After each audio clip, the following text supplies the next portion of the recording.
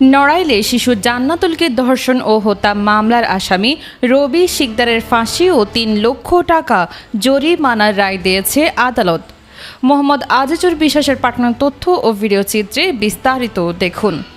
নড়াইল সদর উপজেলার রামচন্দ্রপুর গ্রামের ৫ বছরের শিশু জান্নাতুল মাওয়াকে ধর্ষণ ও হত্যা মামলায় একমাত্র আসামি প্রতিবেশী রবিউল শিকদার রবিকে মৃত্যুদণ্ড দিয়েছেন আদালত।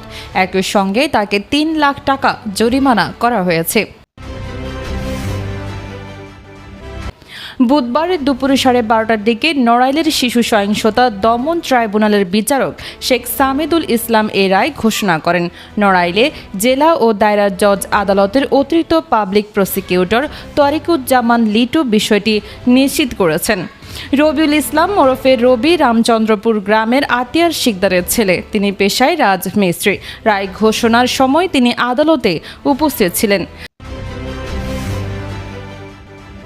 মামলার এজাহার ও আদালত সূত্রে জানা গেছে, গত ২০ জুলাই বিকেলে রামচন্দ্রপুর গ্রামে জান্নাতুল মাওকে একা পেয়ে নিজের ঘরে নিয়ে ধর্ষণ ও হত্যা করেন রবিউল।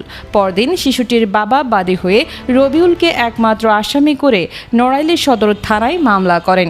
ওই দিন সকাল ৯টার দিকে দত্তপাড়া এলাকা থেকে স্থানীয় লোকজন রবিউলকে আটক করে পুলিশের কাছে সোপর্দ করেন। ঘটনার প্রতিবাদে নড়াইলে বিভিন্ন শ্রেণী পেশার মানুষ বিক্ষোভ, মানববন্ধন ও সড়ক অবরোধ সহ বিভিন্ন কর্মসূচি পালন করেন। ২২ জুলাই সকালে রবিউলকে আদালতে হাজির করে ৭ দিনের রিমান্ড আবেদন করে পুলিশ।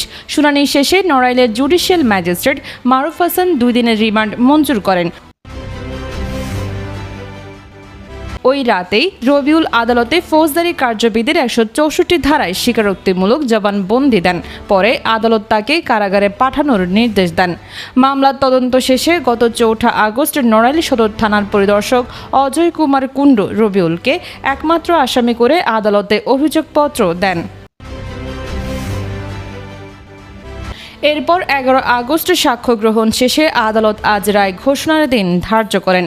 আজ সকাল ১০টার দিকে পুলিশ পাহারায় রবিউলকে আদালতে আনা হয়। রায়কে কেন্দ্র করে আদালত চত্বরে নিহত শিশুটির স্বজন, বিভিন্ন শ্রেণী পেশার মানুষ এবং শিক্ষার্থীরা জড়ো হন। শিশুটির স্বজন ও নড়াইলের সচেতন নাগরিকেরা রায় দ্রুত কার্যকর করার দাবি জানিয়েছেন।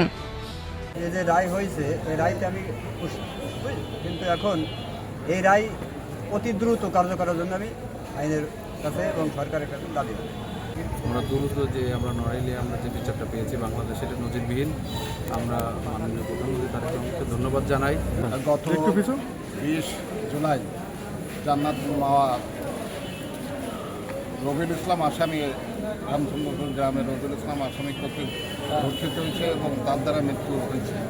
এই জান্নাতুল ইসলাম মামলার চার্জশিট মামলা আদালতে মামলা